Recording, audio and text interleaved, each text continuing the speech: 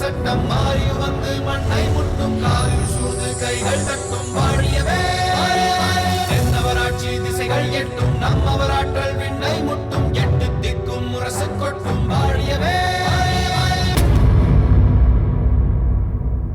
அண்ணி, என்னை பாருங்கள் அண்ணி. ஐயோ, இப்போது என்ன செய்வது? அண்ணி, அண்ணி எழுந்திருங்கள், காப்பாற்றுங்கள், யாராவது காப்பாற்றுங்கள். அண்ணி, அண்ணி எழுந்திருங்கள், காப்பாற்றுங்கள். அண்ணி, யாராவது காப்பாற்றுங்கள், காப்பாற்றுங்கள். அண்ணி, அண்ணி, காப்பாற்றுங்கள். அண்ணி எழுந்திருங்கள், அண்ணி காப்பாற்றுங்கள், காப்பாற்றுங்கள். இளவரசி, மகாராணியாருக்கு என்னவாயிற்று? அண்ணி திடீரென்று மயங்கி கீழே விழுந்து விட்டார்.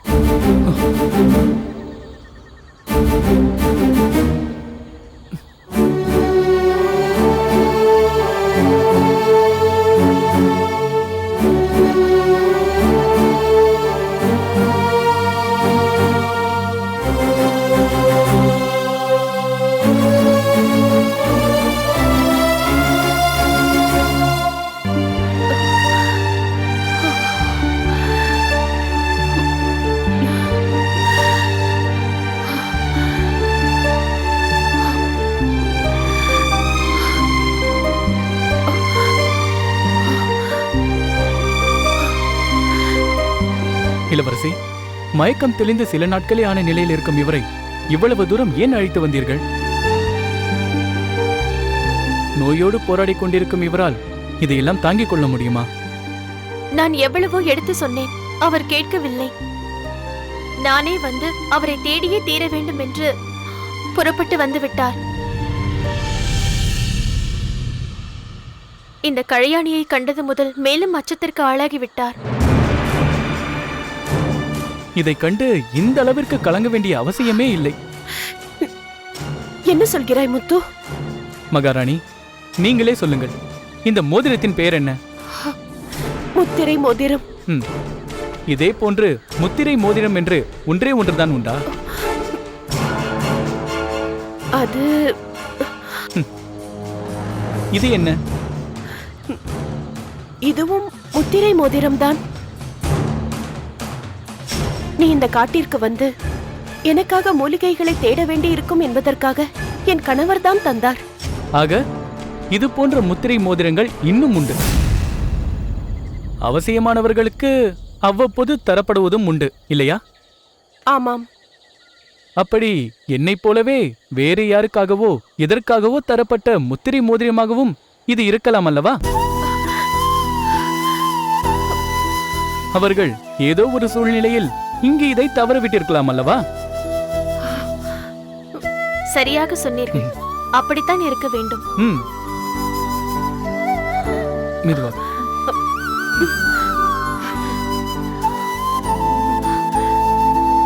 அன்னைக்கு ஏற்பட்டுள்ள பதட்டத்தால் அதை பற்றி யோசிக்காமல் விட்டுவிட்டார்.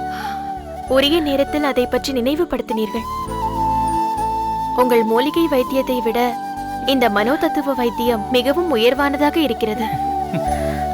சரி, செல்வோமா?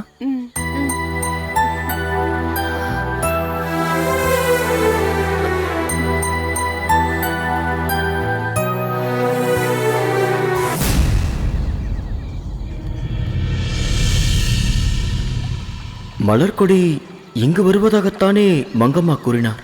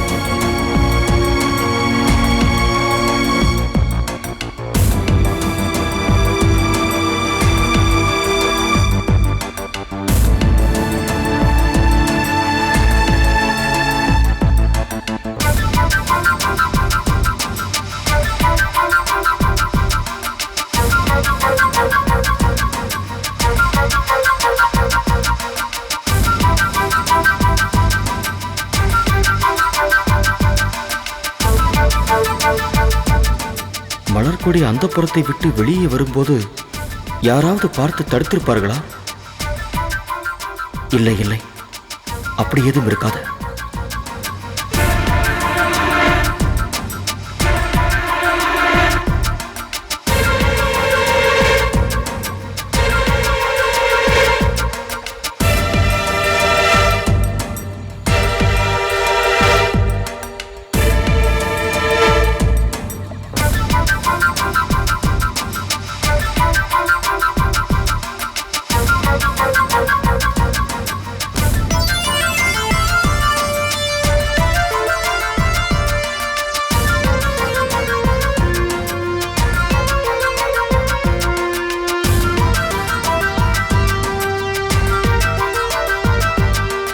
மலர்கொடி ஏன் இன்னும் வரவில்லை?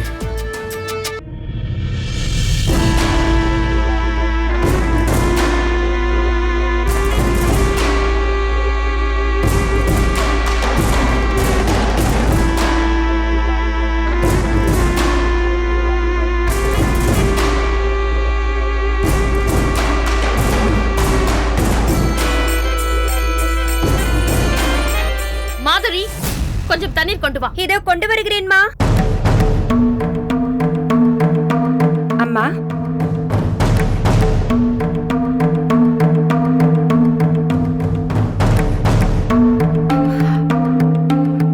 அம்மா, என்னவாயிற்று? நீங்கள் இவ்வளவு பதற்றமாக இருந்து நான் பார்த்ததே இல்லையே. அதை ஏனடி கேட்கிறாய்? அந்த மலர்கொடி கடைசி நேரத்தில் கை நழுவி சென்று விடுவாள் போல் தோன்றுகிறது. என்னம்மா சொல்கிறீர்கள்? ஆமாம் மாதுரி, இடையில் என்ன நேர்ந்ததென்று தெரியவில்லை.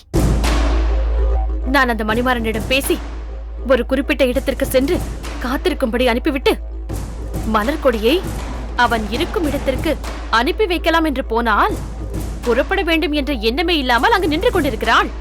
என்ன, விடிந்தால் நிச்சயதார்த்தம், தன்னை வேறு ஒருவனுக்கு தந்து விடுவார்கள் என்ற எண்ணமே அவளுக்கு இல்லையா?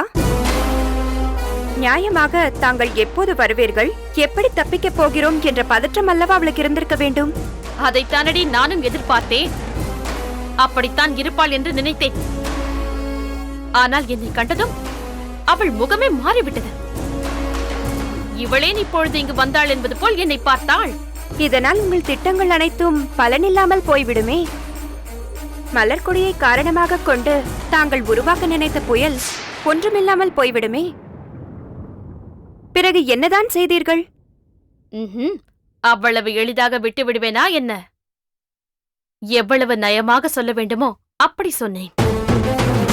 இந்த வாய்ப்பை விட்டுவிட்டால் இனி உன் காதல் நிறைவேற வாய்ப்பே இல்லை என்பதை உருக்கமாக எடுத்து சொன்னவுடன் பதட்டம் அடைந்து விட்டாள். அப்படி சொல்லுங்கள். உங்கள் பேச்சை கேட்டால் அடங்கியிருக்கும் கடல் அலை கூட ஆர்ப்பரித்து எழும் என்றால் அவளா புறப்பட மாட்டாள். அந்த மணிமாறன் இருக்கும் இடத்திற்கு மலர்கொடியை அழைத்து செல்ல நம்பிக்கையான ஆட்கள் அங்கங்கே இருக்கிறார்கள் அல்லவா? ஓரிடத்திலிருந்து மற்றொரு இடத்திற்கு சென்றவுடன் அங்கிருந்து அழைத்து சென்று மணிமாறனிடம் சேர்ப்பதற்கு ஒருவன், அங்கிருந்து அவர்கள் இருவரையும் நாட்டை விட்டு வெளியேறும் வரை அழைத்துச் செல்ல இன்னொருவன் என்று சகல ஏற்பாடுகளையும் செய்துவிட்டேன். அம்மா, அந்த மலர்கொடி ஏன் அப்படி தயங்கினாள் என்பதற்கு காரணம் இருக்கிறது. என்ன காரணமடி? சென்ற முறை மலர்கொடி மணிமாறனிடம் சென்று இணைந்து புறப்பட்டு கொண்டிருந்த நேரத்தில் இளவரசர் கிள்ளிவளவர் வந்துவிட்டார் அல்லவா?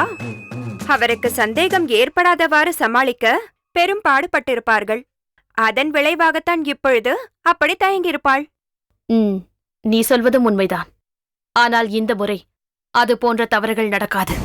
கிள்ளிவளவன் முதலாக அத்தனை அரச குடும்பத்தினரும் நிச்சயதார்த்த ஏற்பாட்டில் ஈடுபட்டுக் கொண்டிருக்கிறார்கள். பேரரசர்கள் இருவரும் பேரானந்தத்தில் மிதந்து கொண்டிருப்பார்கள். இரு பெரும் மன்னர்களும் இணைந்து நடத்தும் நிச்சயதார்த்தம் அல்லவா? அந்த நிச்சயதார்த்தம் நிச்சயம் நடக்காது என்ற நிலை வந்தவுடன் என்னவாகும்? என்னவாகும்? பாண்டிய நாடே கோபத்தால் கொதித்து எழும். சோழ நாடு அவமானத்தால் தலை குனிந்து நிற்கும். இரு நாடுகளும் மோதிக்கொள்ளும் அந்த நேரத்தில் நான் என் கணவரை எளிதாக வெளியில் கொண்டு வந்து விடுவேன். அவர்களுக்குள் நடக்கும் அரசியல் போராட்டத்தில் சிறையிலிருந்து ஒருவர் தப்பித்தார் என்பது கூட அவர்களுக்கு தெரியாது. சரியாக சொன்னீர்கள். மலர்கொடி இந்நேரம் மணிமாறன் இருக்கும் இடத்திற்கு சென்று சேர்ந்திருப்பாள் அல்லவா? நல்ல கேள்வி கேட்டாய் போ. இருவரும் இந்நேரம் பூம்புகாரின் எல்லையை கடந்து சென்றிருப்பார்கள். நாளை காலை பார். எப்போது விடியும் என்ற ஆவலோடு காத்துக் கொண்டிருந்தவர்கள் ஏன் விடிந்ததென்று வேதனையோடு கலங்கிக் கொண்டு நிற்பார்கள்.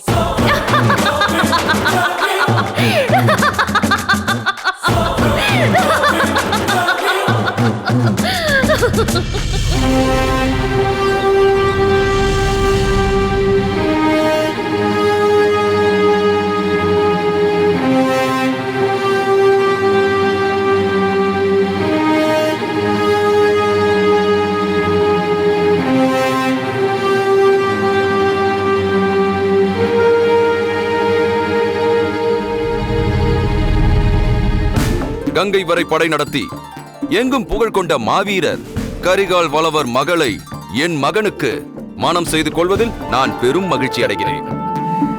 போரற்ற பூமியை சீர்பெற்று வாழும் என்பதற்கு அடையாளமாக பாண்டிய மண்டலத்தை அமைதி பூங்காவாக ஆக்கியிருக்கும் பெருவழுதி பாண்டியர் மகனுக்கு என் மகளை மனம் செய்து தருவதில் நான் பெருமகிழ்ச்சி அடைகிறேன்.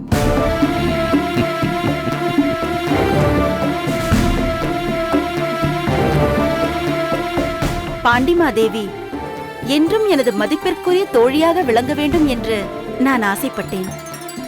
இப்போது அதற்கும் மேலே சென்று நாங்கள் உறவினர்களாகவே மாறும் வாய்ப்பு அமைந்துவிட்டது. சோழமாதேவியை எனது சம்பந்தியாக பெறக்கூடிய வாய்ப்பை தந்த அந்த மதுரை மீனாட்சியும் பூம்புகாரின் பிறவாயாக்கை பெரியோனையும் காலமெல்லாம் பூஜிக்கப் போகிறேன். பாண்டிய இளவரசர் பெருமையை பலர் சொல்லி கேட்டிருக்கிறேன். ஏடேந்தி புலவர்கள் வியக்க கவிதையும் வரைவார், வில்லேந்தி பகைவர்கள் திகைக்க யுத்தமும் புரிவார் என்றார்கள். குறிப்பாக மணிமாறன் நிறைய சொல்லியிருக்கிறார். அத்தகைய ஒருவர் என் தங்கைக்கு மணாளனாக அமைவதில் நான் பெருமகிழ்ச்சி அடைகிறேன். இத்தகைய உயர்ந்த உள்ளம் கொண்ட கிள்ளி வளவனுக்கு மனம் செய்து தர எனக்கு ஒரு மகள் இல்லையே என்றுதான் நான் கவலைப்படுகிறேன். கிள்ளி வளவா,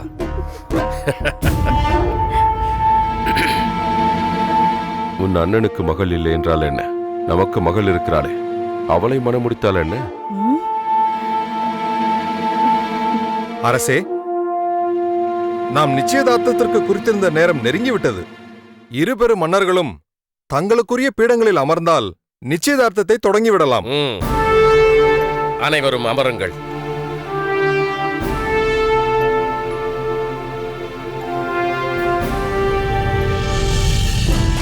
பரிதாபப்பட்டு கொண்டு வந்து வளர்த்த பெண்ணுக்கு அரசு குடும்பத்துக்கே உரிய ஆர்ப்பாட்ட ஆடம்பரங்களோடு எப்படியெல்லாம் நிச்சயதார்த்தம் நடத்துகிறார்கள். இதற்கே இவ்வளவு அமர்க்களம் என்றால் திருமணத்தை ஊர் முழுவதும் பந்தல் போட்டு பல நாட்களுக்கு பாண்டிய நாட்டவருக்கு விருந்து வைத்தல்லவா நடத்துவார்கள். ஆனால் அதற்கெல்லாம் இனி வாய்ப்பே இல்லை என்பது இன்னும் சற்று நேரத்தில் தெரிந்துவிடும். சோழ மன்னரும் பாண்டிய மன்னரும் தங்களுக்கென முறைப்படி ஏதாவது பேசிக்கொள்ள வேண்டுமென்றால் தாராளமாக பேசலாம். பேசுவதற்கான எந்த அவசியத்தையும் சோழ மன்னர் ஏற்படுத்தவில்லையே. நிச்சயதார்த்த ஏற்பாடுகளை நாங்கள் நினைத்ததை விட மிக பிரம்மாண்டமாக செய்திருக்கிறார். எதை பற்றியாவது கேட்கலாம் என்று வாயை திறப்பதற்கு முன்பே பார் எங்கள் சீர்வரிசை என்று ஊர் வியக்க தட்டுகளை கொண்டு வந்து அடுக்கி விட்டார்கள்.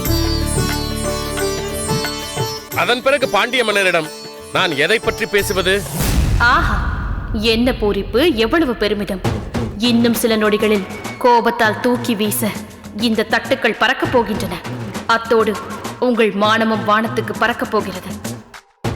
ஓடுகாலி பெண்ணுக்காக இங்கு வந்தோமே என்று பாண்டிய மன்னன் ஓடப் போகிறான்.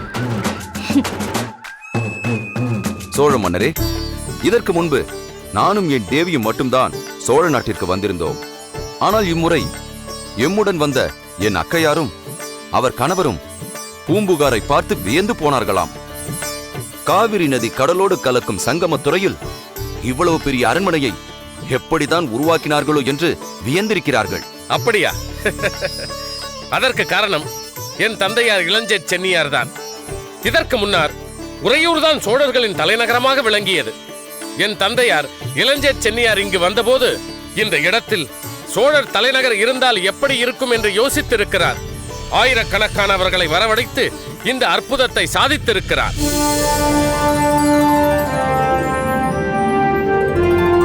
இருபக்கத்து பெண்மணிகளும் ஏதாவது சொல்ல வேண்டியது இருக்கிறதா? மாமன்னர்களே பேசுவதற்கு எதுவும் இல்லை என்ற பிறகு இனி யார் என்ன சொல்லப் போகிறார்கள்? நீங்கள் தொடங்குங்கள். பெண்ணை அழைத்து வந்து அமர வைத்து விட்டால் முகூர்த்த மடலை வாசித்து விடலாம். இதோ நானே சென்று அழைத்து வருகிறேன். வேண்டாம் அம்மா, நான் சென்று மலர்கொடியை அழைத்து வருகிறேன். இது பெண்கள் செய்ய வேண்டிய வேலை அல்லவா? அதனால் என்ன? என் தங்கைக்கு நான் தான் அக்காள், அண்ணன் எல்லாம்.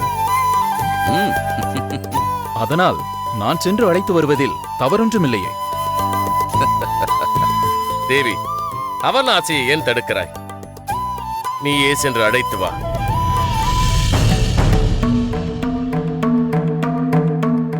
போ கிள்ளி போ. போன வேகத்தில் திரும்பி வந்து பெண்ணை காணவில்லை என்று சொல்ல போகிறாய். இந்த அவையே பதறிக்கொண்டு புலம்ப போகும் காட்சியை நான் கண்டு ரசிக்க வேண்டும். அரசே, நிச்சயதார்த்தத்திற்கான நேரம் கடந்து கொண்டிருக்கிறது. இனியும் தாமதிக்க கூடாது. அவசரப்படாதீர்கள். மலர்கொடிக்கு அலங்காரம் செய்து கொண்டிருப்பார்கள். சாதாரணமாக அரண்மனையில் இருந்து எங்காவது வெளியில் செல்ல வேண்டும் என்றாலே அவர்கள் அலங்காரம் செய்து கொள்வதற்கு வெகு நேரமாகிவிடும். இப்பொழுது இத்தனை பேர் முன்னர் அமரும் பொழுது அலங்காரம் இன்னும் சிறப்பாக அமைய வேண்டும் அல்லவா? நீங்கள் சொல்வதும் உண்மைதான் சோழ மன்னரே. பாண்டிமாதேவி மாலையில் வெளியே செல்ல வேண்டும் என்றால் மதியமே அலங்காரத்தை ஆரம்பித்து விடுவாள். அப்பொழுதுதான் மாலையில் புறப்பட முடியும். இங்கேயும் ஆரம்பித்து விட்டீர்களா? ஆனால் கரிகால் பெருவளத்தாருக்கு அந்த பிரச்சனையே இல்லை என்று தெரிகிறது. அதனால் தான் அவர் அமைதியாக இருக்கிறார். எனக்கு ஏன் பிரச்சனை வரப்போகிறது? மாலையில் செல்ல வேண்டும் என்றால் காலையில் நானே அலங்காரத்தை தொடங்கி வைத்து விடுவேன். சிரியுங்கள், சிரியுங்கள். உங்கள் சிரிப்பெல்லாம் இன்னும் சற்று நேரத்திற்குத்தான். மலர்கொடி இந்நேரம் மணிமாறனோடு வெகு தூரம் சென்றிருப்பாள். இன்னும் சிறிது நேரத்தில் மலர்கொடியை காணவில்லை என்று கிள்ளி பதட்டத்தோடு ஓடி வரப்போகிறான். இதை கேட்ட சோழ மன்னர் அவமானத்தால் தலை குனிய போகிறார்.